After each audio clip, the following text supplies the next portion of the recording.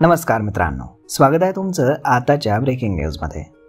मित्रांनो, बॉलिवूड अभिनेता सैफ अली खानवरती चाकूने हल्ला करण्यात आल्याची धक्कादायक घटना समोर आली आहे। चोरट्यांनी त्याच्या घरामध्ये घुसून त्याच्यावर हल्ला केलाय।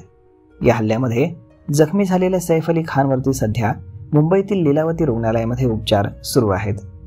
आता पोलिसांनी त्याच्या घरामध्ये काम करणाऱ्या 3 जणांना ताब्यात घेतलंय।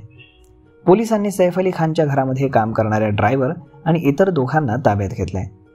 तिघांना ताब्यात घेतल्यानंतर पोलिसांनी त्यांना पोलीस स्टेशनला नेऊन त्यांची चौकशी केली। मोलकरणीवरती आधी हल्ला झाला। मोलकरणीवरील आणि हल्लेखोरातील भांडणाचा आवाज ऐकून सैफ अली खान त्याच्या खोलीतून बाहेर आला। त्यानंतर हल्लेखोरानं अचानक त्याच्यावरती हल्ला केला। सूत्रांनी दावा केलाय की सैफ अली खानवरती धारदार शस्त्रानं 6 वेळा हल्ला करण्यात आला। या हल्ल्यामध्ये त्याच्या मानेवर, डाव्या मनगटावर, छातीवरती जखमा झाल्यात। एवढंच नाही तर मणक्यालाही त्याच्या दुखापत झालेली आहे। पाठीच्या कण्याला दुखापत झाल्यामुळे ऑपरेशन करणं आवश्यक होतं, म्हणून त्याचं रात्रीच ऑपरेशन करण्यात आलंय। सैफ अली खानच्या घराचे आणि आजूबाजूच्या परिसरातील CCTV फुटेजेस आता स्कॅन केले जात आहेत। करीना कपूर आणि तिची मुलं मात्र सुरक्षित आहेत।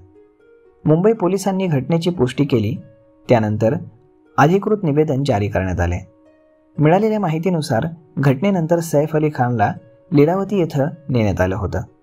त्यानंतर आरोपीची ओळख पटवण्यासाठी CCTV फुटेजचा वापर केला जातोय।